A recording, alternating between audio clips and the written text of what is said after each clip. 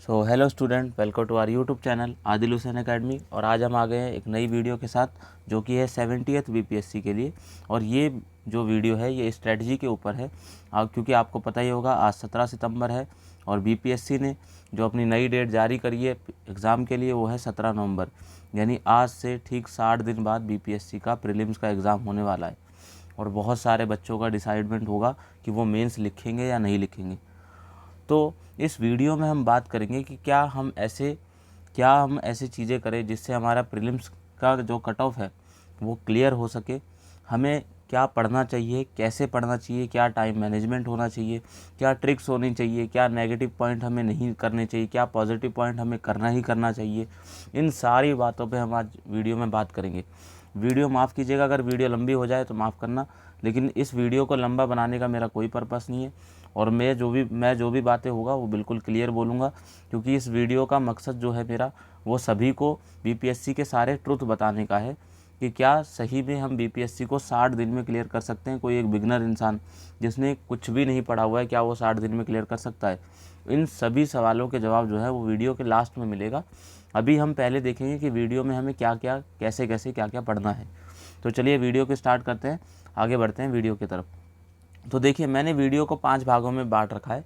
हम सबसे पहले देखेंगे कि पिछले 5 साल के कट ऑफ क्या रही है और हमारा टारगेट कितना होना चाहिए पेपर में एग्ज़ाम में नंबर लाने का।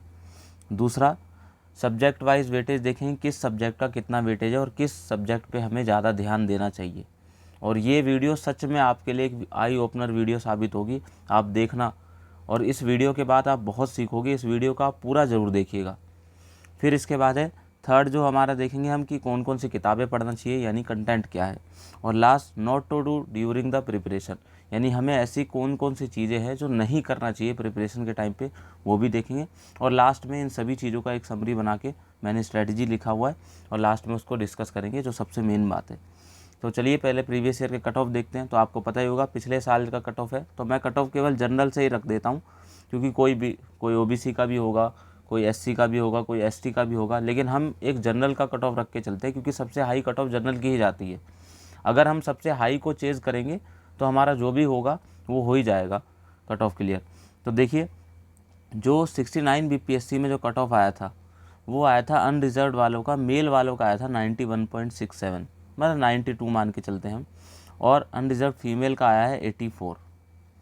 यही हम 68 का देखते हैं। 68 में आया था 91 मेल का और 84 फीमेल का, ये भी आप देख सकते हैं। फिर हम देखते हैं 67 में 113 इनका मेल का और 109 फीमेल का। फिर 66 में 108 मेल का और 100 फीमेल का। फिर इसके बाद देखते हैं अगला और लास्ट 2019 का भी देख लेते हैं, जो आया था 97 मेल का और 91 फीमेल का। तो आप देख सकते हैं। देखिए, कट ऑफ का क्या सिस्टम होता है। कट ऑफ का ये होता है कि अगर पेपर टफ आएगा तो सिंपल सी बात है, कट ऑफ नीचे जाएगी। अगर पेपर इजी आया, मतलब सभी लोगों को पेपर इजी टू मॉडरेट लग रहा है, तो उसकी कट ऑफ हाई जाएगी। तो जो कट ऑफ होता है ये पेपर पे डिपेंड होता है। लेकिन फिर भी हम जितने भी 5 सालों के कट ऑफ के एनालाइज करके, फिर भी मैं ये देखना चाहूँगा कि अगर आपके 95 से 100 के बीच में मार्क्स बन रहे हैं तो आप कट ऑफ क्लियर कर रहे हैं। और ये हमें कैसे पता चलेगा? तो हम घर पे खुद से जो टेस्ट पेपर लगाते हैं या हम खुद से प्रैक्टिस करते हैं, इन सब चीज़ों से हमें करना पड़ेगा ये चीज़ों को।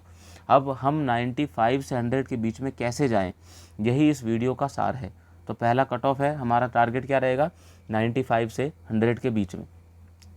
आगे चलते हैं हम।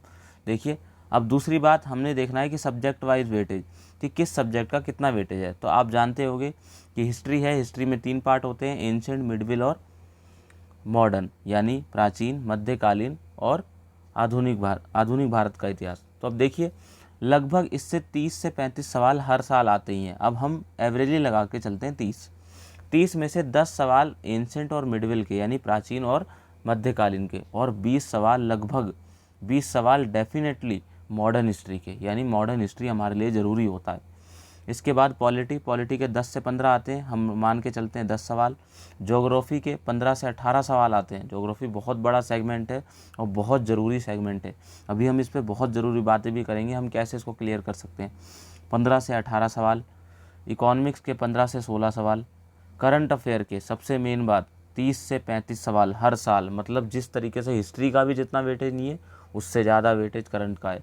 इसके बाद साइंस, सबसे ज़्यादा ज़रूरी वाला पॉइंट। तो करंट अफेयर, हिस्ट्री, साइंस, ये सारे बहुत ज़रूरी पार्ट है। अब हमें देखना है कि हमें किस किस कौन कौन से कंटेंट के लिए कौन कौन सी बुक पढ़नी चाहिए। तो अब इस बात को समझने से पहले हम पहले देखते हैं कि सबसे पहले तो हम देख ही लेते हैं कौन कौन सी बुक को हमें प्रेफर करना चाहिए। देखिए हिस्ट्री की बात करें, हम हिस्ट्री के बारे में कौन सी बुक पढ़नी चाहिए। तो देखिए नॉर्मली मार्केट में हम जो देखते हैं, बच्चे क्या करते हैं, 3 तरह की बुक है, क्योंकि प्राचीन इतिहास है, मध्यकालीन इतिहास और आधुनिक भारत का इतिहास। तो कुछ बच्चे क्या करेंगे कि प्राचीन भारत में आर एस शर्मा पढ़ लेंगे, मिडवेल हिस्ट्री के लिए सतीश चंद्र पढ़ लेंगे और मॉडर्न हिस्ट्री के लिए स्पेक्ट्रम पढ़ लेंगे। ये है।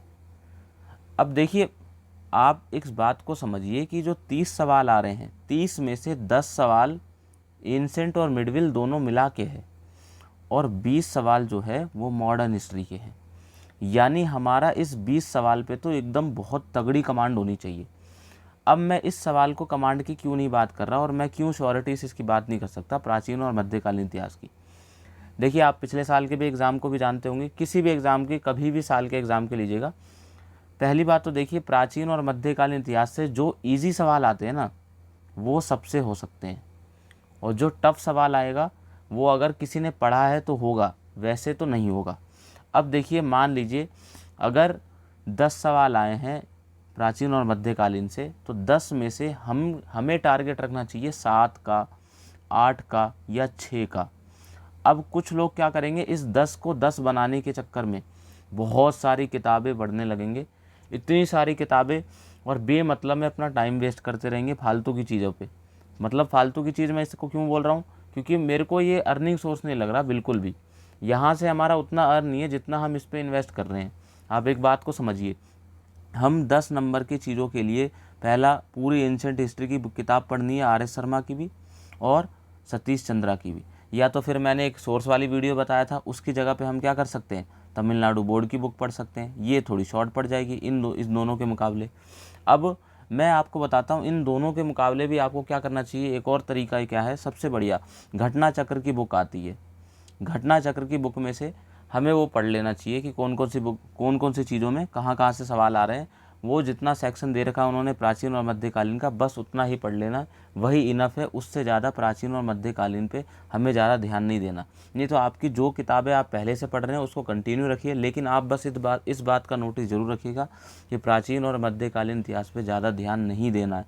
ज़्यादा फोकस यानी ज़्यादा पढ़ाई इस पर नहीं करना चाहिए, उसके अलावा बाकी चीज़ों पर ज़्यादा करना चाहिए। अब देखिए सबसे मेन क्या है, मॉडर्न हिस्ट्री। मॉडर्न हिस्ट्री से 20 सवाल, और 20 सवाल ऐसे आते हैं जो सॉल्व हो सकते हैं, बिल्कुल सॉल्व हो सकते हैं। और 20 में से हमें टारगेट बनाना है 18 से नीचे तो जाना ही नहीं है।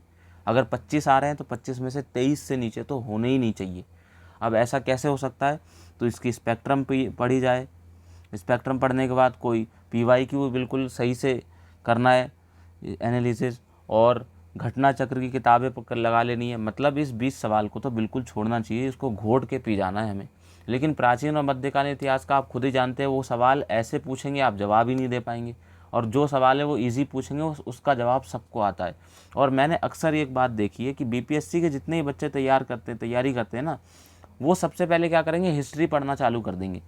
देखिए हिस्ट्री एक ऐसा सब्जेक्ट है जिसको हर कोई पढ़ सकता है। आप इस बात को मन में नोटिस में रखिए, आप दिमाग में इस बात को रखिए कि हिस्ट्री एक ऐसा सब्जेक्ट है जिसको हर कोई पढ़ सकता है। हर कोई इंसान 20 में से 18, 20 में से 15, 20 में से 20 लाने वाले हैं। हर कोई इंसान 30 में से 25, 30 में से 22 लाने वाले में से है। मैटर कहाँ पड़ता है, बाकी के सब्जेक्ट में। तो हमें हिस्ट्री पे फोकस करना है, लेकिन जो ज़रूरी है, जो रेलिवेंट है, और रेलिवेंट क्या है हमारे लिए, ये 20 सवाल ज़्यादा रेलिवेंट है उन 10 में से 10 लाने के मुकाबले। ठीक है, तो पहला हिस्ट्री के लिए मैंने बता दिया, स्पेक्ट्रम पढ़ लीजिए, घटना चक्र कर लीजिए, ये हो सकता है। फिर अगला पढ़ते हैं हम, अगला है पॉलिटी। अब देखिए ये भी BPSC के जो भी बच्चे सॉल्व करते हैं, जो भी पेपर तैयारी करेंगे, वो 2 सब्जेक्ट तो बिल्कुल एकदम सही से लेके चलेंगे। आप कभी भी देखिएगा, किसी से ही पूछ लीजिएगा, हिस्ट्री के सवाल उसको बहुत अच्छे से आते होंगे, पॉलिटी के सवाल बहुत अच्छे से आते होंगे। अब पॉलिटी के सवाल हम देख रहे हैं ना, कितने आ रहे हैं एवरेजली, 10 सवाल। अब 10 सवाल वो एवरेजली पूछ रहे हैं। मान लीजिए लक्ष्मीकांत का एक एक टिप के टिप याद कर रखा है मैंने, और याद करना ही पड़ेगा। तो हमें पॉलिटी में 10 में से 8 का तो रेशो बनाना ही पड़ेगा। 8 से नीचे हम नहीं जा सकते। और इसके लिए सिर्फ एक ही किताब, वो कौन सी है? लक्ष्मीकांत। लक्ष्मीकांत से बाहर कोई किताब, इससे अलावा कोई किताब नहीं, क्योंकि वो कंटेंट ज़्यादा होना है और कंटेंट ज़्यादा होने का फ़ायदा नहीं है। क्यों? क्योंकि 10 ही सवाल आने हैं और 10 सवाल में से अगर लक्ष्मीकांत से आप 8 भी सही कर ले रहे हैं, 10 भी, 9 भी सही कर ले रहे हैं, 7 भी सही कर ले रहे हैं, तो बिल्कुल आप कट ऑफ क्लियर करने के। सबसे मेन बात इसमें ये भी ध्यान रखना है नेगेटिव का, अभी हम आगे बात करेंगे इसकी। चलिए अगला सवाल क्या है? ज्योग्राफी। ये एक ऐसा सब्जेक्ट है जिसमें बहुत सारे लोग इससे पीछा छोड़ते हैं। अब देखिए ज्योग्राफी क्या है। ज्योग्राफी में 2 तरीके की, एक तो इंडियन ज्योग्राफी, एक फिजिकल ज्योग्राफी। और आप जानते होंगे ज्योग्राफी में सवाल आते हैं मैपिंग के, और इससे लगभग सवाल बन रहे हैं हर साल, 17 से 18 सवाल बन रहे हैं इससे। और अगर हम 17 से 18 सवाल में से अगर 13-14 भी कर लेते हैं सही से, तो देखिए ज्योग्राफी के लिए अब मैं हर बार एक ही बात, मैंने पिछली जो अभी एक नई वीडियो बनानी भी है मेरे को सोर्स ट्रेसिंग पे कि 69 बीपीएससी कहाँ से सवाल आए थे, उसमें भी आप देखना। ज्योग्राफी के लिए मैं कहूँगा आपको 11th क्लास की जो एनसीईआरटी है, दोनों इंडियन वाली भी और फिजिकल वाली भी, ये दोनों एनसीईआरटी ज़रूर पूरी करनी है। इसके अलावा लूसेंट कर लेना है आपको, और फिर इसके अलावा मैपिंग करके, अगर इसके अलावा भी आपका मन करता है तो मैं ये एक किताब है घटना चक्र, उसमें सारे PYQ हैं। हमें PYQ को ज़रूर ध्यान में रखना है। अगर आप लूसेंट नहीं करना चाहते तो उसकी जगह पे घटना चक्र जरूर करके जाइए, क्योंकि घटना चक्र ना जितने भी स्टेट PCS के या जितने भी तरह के स्टेट में एग्ज़ाम हो रहे हैं, उन्हीं एग्ज़ाम को वो लिख के दिखा रहा है। और आप ये बात जानते होंगे कि BPSC अपना ट्रेंड इस तरीके का करते जा रहा है कि या तो वो UPSC को फॉलो कर रहा है, या वो किसी और इस अदर स्टेट PCS के सवालों को उठा करके सेम टू सेम डाल रहा है। जैसे कि पिछली बार का सवाल केवलार वाला, आपको याद ही होगा, साइंस में एक केवलार वाला सवाल पूछा था, वो भी सवाल पहले आ चुका है UP PCS में। mRNA वाला, ये भी सवाल पहले आ चुका है, UPSC में भी आ चुका है, UP PCS में भी आ चुका है। तो देखिए ये क्या कर रही है, BPSC का माइंडसेट समझिए। जो इस माइंडसेट को पकड़ लेगा ना, उसका प्रीलिम्स क्लियर होगा बिल्कुल। क्योंकि अभी हमें हार्ड वर्क के साथ स्मार्ट वर्क भी ज़रूरी रखना है। आपको इस बात का ध्यान ज़रूर रखना है कि हमें हार्ड वर्क तो करना ही करना है, लेकिन उसको स्मार्ट होकर करना है। हमें गधे मजदूरी नहीं करनी है अभी, सबसे मेन बात ये। तो देखिए हमें क्या करना है, घटना चक्र में जो PYQ आते हैं उसको ज़रूर सॉल्व करना है, ज्योग्राफी वाले सेक्शन को। और ज्योग्राफी में अगर 17 क्वेश्चन है तो 17 में से 13-14 सवाल सही होने चाहिए। सही होने का मतलब ये हुआ कि नेगेटिव हटा करके होना चाहिए, जब भी हमारा फ़ायदा है। हम अगले सवाल अगले की तरफ चलते हैं। देखिए इकोनॉमिक्स, इसको तो लोग ऐसे छोड़ते हैं BPSC के बच्चे, इससे कोई मतलब ही नहीं, इससे कोई नाता ही नहीं है उसका। उसको ऐसा लगता है कि इकोनॉमिक्स नाम की कोई चीज़ नहीं, और जबकि इकोनॉमिक्स से हर साल 15 सवाल वो कॉन्टीन्यूसली पूछे जा रहे हैं। 15 सवाल। आप जानते होंगे इकोनॉमिक्स के क्या होता है। अब इकोनॉमिक्स के लिए पढ़ना क्या चाहिए, देखिए सबसे पहले मैं पढ़ने की बात करूं तो आप केवल एक बेसिक बुक 11th क्लास की एक आती है इंडियन इकोनॉमी, उसको फॉलो करना है। 12th क्लास की एक बुक आती है मैक्रो इकोनॉमिक, मैक्रो वाली, माइक्रो वाली नहीं। इसके अलावा क्या करना है, इसी में आपके सारे हो जाएंगे, एग्रीकल्चर भी हो जाएगा, इंडस्ट्री भी हो जाएगा, नेशनल इनकम भी हो जाएगा आपका, और आपका मॉनेटरी एंड पॉलिसी भी हो जाएगा।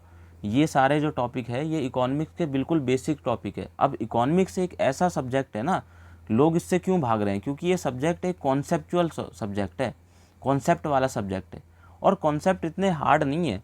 आपको बस क्या करना है, आपको पिछले पेपर देखने हैं, कौन कौन से टॉपिक आ रहे हैं, या तो 11th क्लास की बुक और 12th क्लास में जो भी लिखा हुआ है उसके कॉन्सेप्ट को सही से समझ लेना है। सारे सवाल लगभग वहाँ सही हो सकते हैं आपके।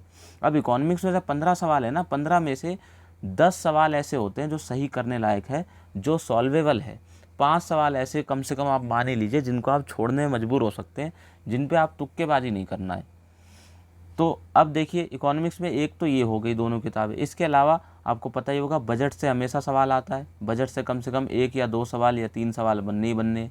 इसके अलावा इको सर्वे से, इकोनॉमिक सर्वे से भी सवाल आने। तो इन दोनों मिलाकर के कम से कम इन दोनों से 5 सवाल बनते हैं।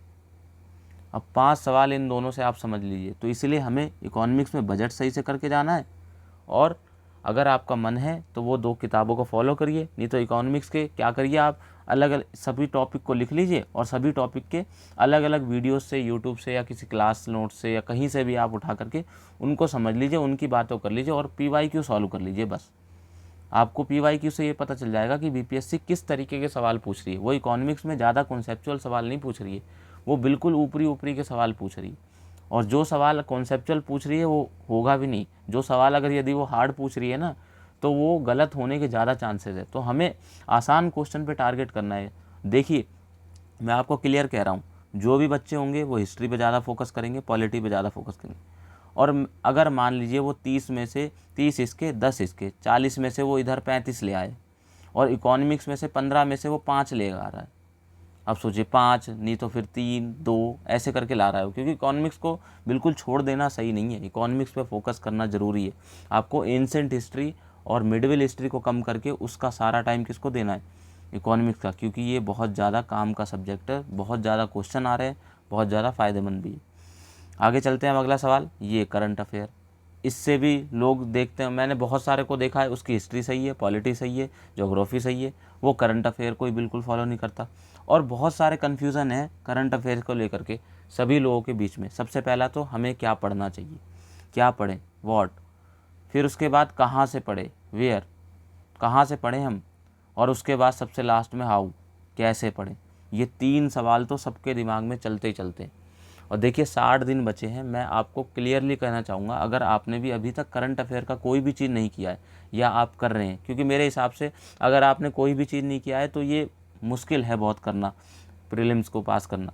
लेकिन अगर आप एक लाइन में हैं तो मैं यही कहूँगा आपको कि आपको कोई भी एक मंथली मैगज़ीन ले लेनी है, कोई भी जो भी मार्केट में आती है। अब मैं एग्जांपल भी देता हूँ, जैसे पीडी आती है, प्रतियोगिता दर्पण, परफेक्शन आईएएस की आती है एक, और क्रॉनिकल आती है, एडुटेरिया आती है, स्पीडी आती है। जितने भी तरह के मार्केट में है, इनमें से कोई भी एक लीजिए, मंथली वाला कंपाइलेशन उसका पढ़िए, और एक आता है ईयरली का किसी भी कोचिंग का।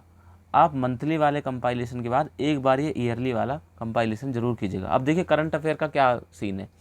करंट अफेयर का सीन ये है कि जो सवाल इजी होंगे ना करंट अफेयर के, वो सवाल सारे लोग सही कर लेंगे। और यदि बीपीएससी कोई सवाल डेप्थ में जाके पूछ रही है, तो वो सवाल वही सॉल्व कर पाएगा जो डेली न्यूज़पेपर पढ़ता हो, द हिंदू पढ़ता हो या इंडियन एक्सप्रेस पढ़ता हो। उनको भी इतने याद नहीं रहते होंगे, क्योंकि वो सवाल बिल्कुल डेप्थ में जा के पूछेंगे। और जो डेप्थ के सवाल हैं वो छोड़ने वाले सवाल हैं, लेकिन जो सवाल सॉल्वेबल हैं वो किसी भी मंथली मैगज़ीन से सही से सॉल्व हो सकती है, आराम से सॉल्व हो सकती है। और करंट अफेयर में से हमें 30 में से कम 20 से 25 क्वेश्चन का टारगेट रखना है। नेगेटिव हटा करके मैं ये बात कह रहा हूँ। और ये जब होगा जब हम एक ही सोर्स रखें, सोर्स एक रखना है, उसको बहुत बार पढ़ना है हमें, बहुत बार का मतलब कम से कम 3 से 4 बार, और एक बार ईयरली कंपाइलेशन, ताकि आपको सही से एक जगह याद हो जाए। आपको बाद में ये गिल्ट ना फील हो कि यार मैंने सब कुछ पढ़ लिया था लेकिन पेपर में मुझे याद ही नहीं पड़ा, ये पढ़ा तो है, ऐसा ना हो। आपको ये पता हो कि ये मेरी इस किताब में था, मैं जो पढ़ के आया हूँ मैंने उस किताब से सारे सही लगाए। अब उस किताब से नहीं आया, ये ऊपर वाले भगवान की मर्ज़ी है, लेकिन आप अपनी तरफ से बिल्कुल एक कंटेंट ऐसा चुनिए, उसी पे लगे रहिए आप। चलिए अगले बात करते हैं हम। आई होप आपको समझ में आ गया होगा करंट अफेयर का सारा लोचा। इसके बाद अब ये साइंस की बात करते हैं। हर बार 20 से 25 सवाल, इस बार तो 20 ही सवाल 25 सवाल ही आए थे, लेकिन पहले 30 सवाल भी आते थे। अब साइंस का क्या सिस्टम है, देखिए साइंस के 2 तरीके हैं करने का। लॉन्ग सिस्टम क्या होगा, आपने यदि एनसीईआरटी पहले पढ़ना है, फिर उसके बाद लूसेंट करना है। एनसीईआरटी में भी 9, 10th, 11th, 12th इसकी। और देखिए अक्सर यही बात मैंने सोर्स ट्रेसिंग में ही बताया था, 11th और 12th की जो एनसीईआरटी है ना, वो जल्दी किसी आर्ट्स बैकग्राउंड के बच्चे को नहीं समझ में आ सकती, क्योंकि वो बच्चा आर्ट्स में पहले से ही पढ़ा हुआ है, उसके साइंस के कंसेप्ट से वो बहुत पहले से छूटा हुआ है, और बहुत सी बातें वो भूल भी चुका है। उसको 11th और 12th की जो हार्ड कंसेप्ट है वो कैसे सीख पाएगा वो।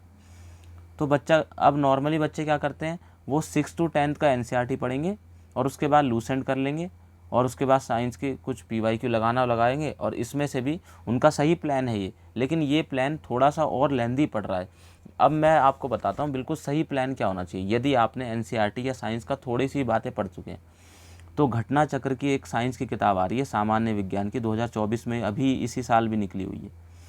आपको चुपचाप से कुछ नहीं करना, सिर्फ उस किताब को एक एक पन्ने को रट लेना है, उस किताब के पन्ने को, घटना चक्र की, सामान्य ये साइंस वाले का घटना चक्र को देख लेना है। अगर आप कोई दूसरा चीज़ फॉलो कर रहे हैं तो बिल्कुल दिक्कत नहीं, कोई दिक्कत नहीं, आप उसी को फॉलो कीजिए। लेकिन मैं आपको बता रहा हूँ कि यदि आपने अभी अगर आपको कॉन्फिडेंस नहीं आ रहा साइंस में कि यार मैंने एनसीईआरटी पढ़ लिया, लूसेंट ही पढ़ लिया, लेकिन फिर भी एक अंदर से कॉन्फिडेंस नहीं आ रहा कि अब क्या हो सकता है, साइंस में मेरे नंबर नहीं आ पाएंगे क्या, तो मैं आपको कह रहा हूँ अगर आपने सब कुछ भी कर लिया है लेकिन आप घटना चक्र की जो किताब है उसमें बिल्कुल हर एक पीसीएस के, हर एक स्टेट के सारे क्वेश्चन, और मैं बता रहा हूँ बार बार बीपीएससी बाहर अदर स्टेट्स के सवालों को उठा करके सेम टू सेम डाल रही है। इस बार आपने देखा था उसने पूछा था फुतुहात आलमगीरी, ये सब यूपी पीसीएस के क्वेश्चन है ये सारे, और घटना चक्र में आप देखेंगे तो वहाँ ये सब लिखा हुआ है। मैं घटना चक्र ही क्यों बोल रहा हूँ, क्योंकि उस किताब में बाकी भी अदर स्टेट पीसीएस के भी सवाल हैं, बाकी जो पुलिस के भी सवाल होते हैं वो भी सारे सब वो भी सारे एग्ज़ाम के पेपर हैं उसके अंदर, इसीलिए वो किताब थोड़ी सी मुझे काम की लगी।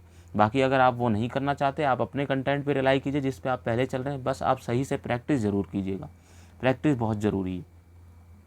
ठीक है, चलिए अब अगले अगले पे चलते हैं हम। अगला अब देखिए, अब हम वीडियो के लास्ट पार्ट पे पहुँचे हैं। अब देखिए सबसे main, not to do during the preparation, मतलब हमें ऐसी कौन कौन सी चीज़ें हैं जो नहीं करना चाहिए प्रिपरेशन के दौरान पे। सबसे पहला, अब देखिए ये सारी बातें बिल्कुल ट्रुथ बातें हैं, बिल्कुल इसमें आप अगर आप कोई भी बातें बुरा लगता हो या आपको ऐसा लगता हो कि मैं इस बात से डिसएग्री करता हूँ, आप ज़रूर बताइए कमेंट सेक्शन में।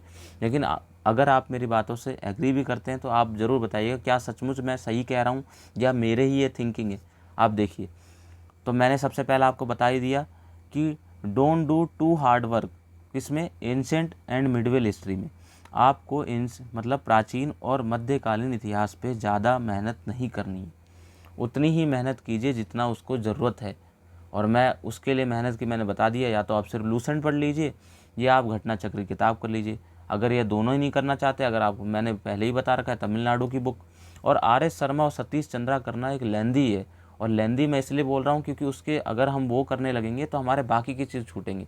हमें क्या करना चाहिए, इन दोनों को छोड़ करके, इन दोनों पे कम समय दे करके हमें ज़्यादा समय किस पे देना चाहिए, ज्योग्राफी पे, करंट अफेयर पे, इकोनॉमिक्स पे, क्योंकि ये सवाल ऐसा ही है, वो जो पोर्शन है वहाँ से अर्निंग बहुत ज़्यादा है, वो यहाँ से कम है। तो आपको खुद ही देख लीजिएगा, बाकी आप अपने अकॉर्डिंग आप खुद ही बना सकते हैं।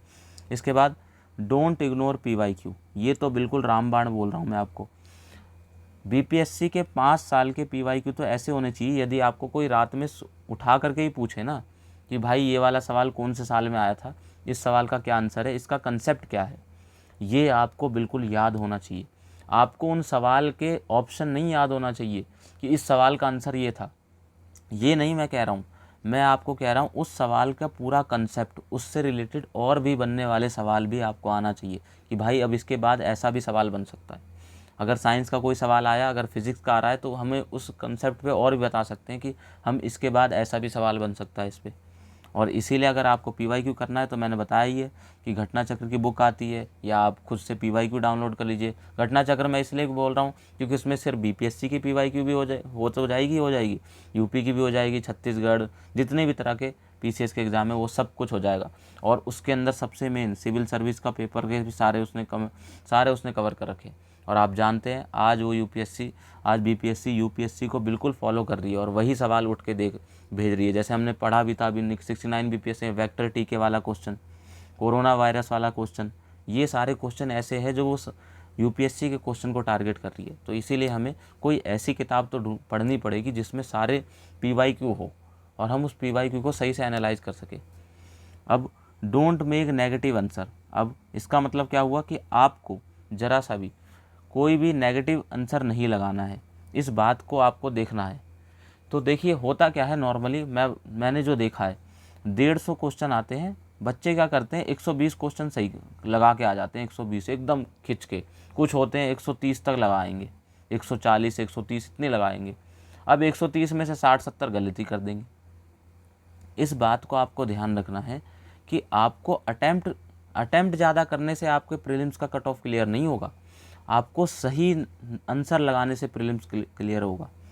आप जब भी रिस्क लीजिए किसी क्वेश्चन को अटेम्प्ट करने में जब आपको लगता हो कि मैं श्योर हूँ।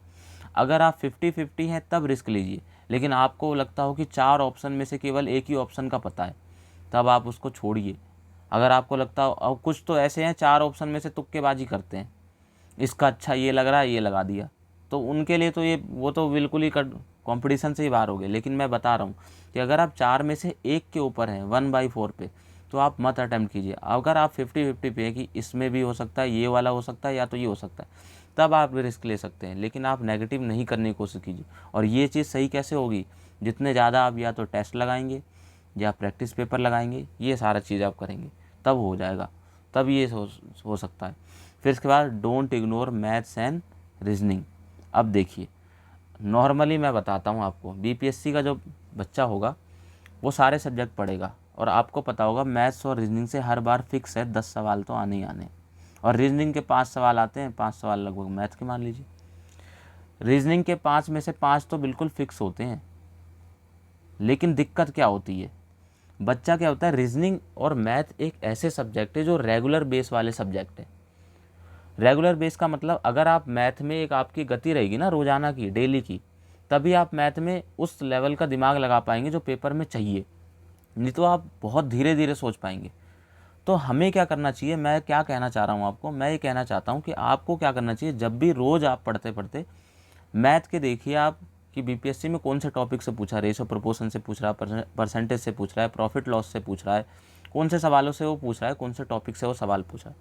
आपको क्या करना है, रोज़ उस टॉपिक के 2 सवाल नहीं तो कभी 3 सवाल सॉल्व कर लेना है। मतलब इस दोनों को भी कम से कम रोज़ के आधा 1 घंटा दे देना है। आधा घंटा दे दीजिए आप रोज़ के। 2 सवाल कभी इसके रीजनिंग के लगा लिए, 2 सवाल कभी मैथ के लगा लिए, ताकि आपकी एक गति बनी रहे। ऐसा ना हो आप पेपर में बिल्कुल नए बिगनर की तरह जाए, वहाँ पे आपको रीजनिंग में मान लीजिए कोडिंग डिकोडिंग के सवाल आ रहे हैं और वहाँ आपको कोड ही नहीं पता। आप ABCD वहाँ पे उंगलियों पे गिन रहे हैं कि इसका क्या होगा, L का क्या होगा, L का 12 होगा कि 11 होगा, वहाँ ये सोच रहे हैं आप बैठ करके। तो ये ऐसे सब्जेक्ट है जिनको आपको डेली रखना है, और डेली रख करके आपको 2-3 सवाल डेली करते जाने हैं किसी कॉपी में या किसी भी डायरी में, ताकि आपको ध्यान रहे कि हाँ हाँ भाई ऐसे भी कंसेप्ट मैंने पढ़े हुए। क्योंकि आप ये 10 में से अगर आप 5, 6, 7, 8 नंबर भी लाते हैं तो आप कट ऑफ को आगे क्लियर कर रहे हैं बाकियों से, क्योंकि बाकी सब होड़ में लगे हुए हैं। होड़ में क्या, क्योंकि वो बाकी भीड़ चाल में लगे हुए हैं, जो सब्जेक्ट लोग पढ़ रहे हैं वो भी सभी उसी में लगे हुए हैं। आपको बाकी सब्जेक्ट से भी अर्न करना है, और बाकी सब्जेक्ट से अर्न करने का मतलब ये नहीं कि मॉडर्न हिस्ट्री को ही छोड़ दिया आपने, हिस्ट्री छोड़ दिया आपने, ऐसा नहीं करना आपको। जिस जहाँ से ज़्यादा सवाल टारगेट हो रहे हैं, जैसे economics, current affair, science, modern history और बिहार स्पेशल, हमने तो अभी बिहार स्पेशल की बात नहीं करी, और हमें याद होगा आपको बिहार स्पेशल से कुल मिला के 16 क्वेश्चन आते हैं। इस बार 16 आए, कभी 15 आएंगे, तो मतलब 10 से तो ऊपर ही आएंगे। और वो सवाल में से हमने पहले भी सॉल्व किया हुआ है सोर्स ट्रेसिंग में कि 16 में से 10 सवाल ऐसे हैं जो किसी भी बुक से, चाहे वो कोई भी बिहार स्पेशल की बुक हो, एडुटेरिया हो, क्राउन हो, KBC नैनो हो, इम्तियाज़ अहमद हो, चाहे खान सर की किताब हो, 16 में से 10 सवाल तो ईजिली सॉल्व हो सकते हैं। और इस तरीके से हम प्यार से कट ऑफ क्लियर कर सकते हैं। आप देख सकते हैं हम क्लियरली कट ऑफ क्लियर कर सकते हैं। तो मैं यही कहना चाहूँगा आपको कि आपको जहाँ पे मेहनत करना चाहे वहीं पे आप मेहनत कीजिए। और आपको अब आपकी ये जो लड़ाई है वो आर या पार की लड़ाई है। आपको ज़रा सा भी लेजीनेस नहीं करना पढ़ने के मामले में कि आज पढ़ लूँगा, कल पढ़ लूँगा, अभी 15 मिनट बाद पढ़ूँगा, क्योंकि ये 15 मिनट कभी पल भर में आधा घंटा बदलता है और वो आधा घंटा पल भर में 1 घंटा बदलता है। तो आपको बिल्कुल भी लेजीनेस नहीं होना, क्योंकि अगर आपको प्रीलिम्स क्लियर करना है तो आपको उसके लिए मेहनत भी करनी पड़ेगी, बिल्कुल डाई हार्ट। और मैं जानता हूँ 3 तरह के बच्चे होंगे आप में से जो मेरी वीडियो देख रहे होंगे। एक तो बिगनर जिसने कुछ भी नहीं पढ़ा, वो पहली बार में वो यही सोच रहा है कि 60 दिन में ही निकल जाए। तो मैं उसके लिए कहूँगा कि 60 दिन में बिल्कुल आपने कुछ भी नहीं पढ़ा तो बहुत मुश्किल है, या तो नहीं हो सकता। मैं आपको खुश करने के लिए ये नहीं कह सकता कि हाँ हाँ हो जाएगा 60 दिन में आप पढ़िए, क्योंकि इससे नुकसान ही है। आप सही से आराम से पढ़िए। अगर आपको लग रहा है कि आप 71 वाला देना चाहते हैं, आप 71 वाला दीजिए। अब दूसरे कैटेगरी के लोग वो कौन होंगे, जो अपना सिलेबस पूरा करने के अभी रास्ते में ही होंगे, जो अभी सिलेबस पूरा करने जा रहे होंगे। जैसे उनका इको का कुछ छूट रहा होगा, कुछ ज्योग्राफी का छूट रहा होगा, कुछ मॉडर्न हिस्ट्री का, कुछ साइंस का, वो लोग। और एक तीसरे वो लोग होंगे जो सब कुछ पूरा कर चुके हैं, कुछ सेगमेंट छूटे हुए होंगे उनके, एक आध नहीं तो बाकी वो टेस्ट लगा रहे हैं। और तीसरे वाले लोगों को मैं ये कहूँगा कि अगर वो टेस्ट लगा रहे हैं तो उनको घटना चक्र ज़रूर करना चाहिए, क्योंकि उसमें सारे PYQ दे रखे हैं। और हम जितने, मैं बार बार ये बात कह रहा हूँ, हम जितने PYQ अदर स्टेट के, UPSC के जितने भी सिविल सर्विस के एग्ज़ाम हैं, हम जितने लगाएंगे उससे हमारा कट ऑफ बहुत जल्दी क्लियर होगा। मैं बता रहा हूँ क्योंकि बीपीएससी बाहर के एग्ज़ामों को बहुत ज़्यादा टारगेट कर रही है, वो बाहर का ट्रेंड भी देखती है और उसी हिसाब से अपने भी पेपर बनाती है। और ध्यान रखिएगा, बीपीएससी कुछ पेपर, जो पेपर के अंदर कुछ सवाल ऐसे हैं वो जो छोड़ने वाले सवाल दे रही हैं, वो ये चाहती है कि आप छोड़ो, लेकिन कुछ बच्चे उसको डेढ़ छाना बन के उसको लगाते हैं। जैसे आप, अभी मैंने एक सवाल देखा था ज्योग्राफी के अंदर, ज्योग्राफी में पूछा हुआ था कि इनमें से जो कौन सा गांव जो है वो देशांतर रेखा के पास है, ऐसा कुछ सवाल पूछा था उन्होंने। उसका आंसर शायद नागर था, कुछ ऐसा ही आंसर था उसका।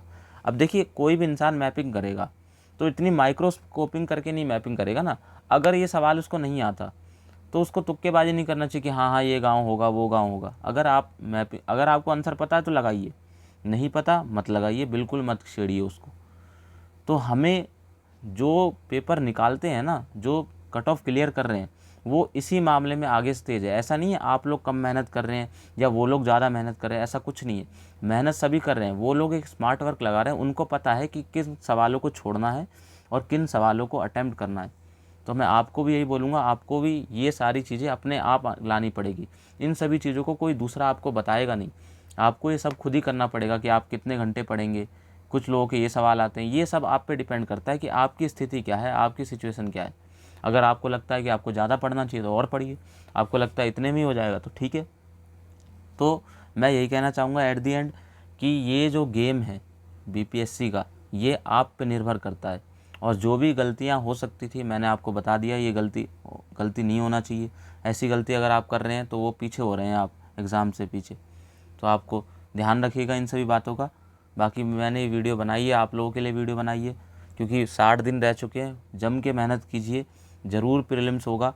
आप फल की इच्छा मत कीजिए, बिल्कुल गीता में जो वाली लाइन लिखी हुई है उस लाइन पे बिल्कुल चलते रहिए। आप फल की इच्छा बिल्कुल मत कीजिए, आप अपने कर्म की ओर ध्यान दीजिए। आपका कर्म सिर्फ इतना है, पढ़ना और सही तरीके से पढ़ना। हार्ड वर्क भी करना है लेकिन स्मार्ट वर्क के साथ करना है, ठीक है। तो इसी के लिए अगर आपको वीडियो अच्छी लगे तो लाइक ज़रूर कीजिएगा। कमेंट करके बताइएगा कि वीडियो में आपको कौन सी पार्ट डिसएग्री करते हैं, एग्री करते हैं, वो ज़रूर बताइएगा। शेयर कर दीजिएगा किसी दूसरे दोस्त के साथ जो असमंजस में हो, किसी बात को कन्फ्यूज़न में लेकर के हो। और सब्सक्राइब ज़रूर कीजिएगा। हमारा जो परिवार है वो धीरे धीरे बढ़ता जा रहा है, इसीलिए मेरे पे भी जिम्मेदारी बढ़ते जा रही है। तो मैं भी चाहता हूँ कि आप लोगों को कोई भी बात पर गुमराह ना करूँ, किसी भी बात का गुमराह ना करूँ। तो अगर आपको चैनल पसंद आता हो तो सब्सक्राइब कीजिएगा, नहीं पसंद आता हो तो बिल्कुल डिसलाइक कीजिएगा, ताकि मैं भी सीख सकूँ आप लोगों से। मिलते हैं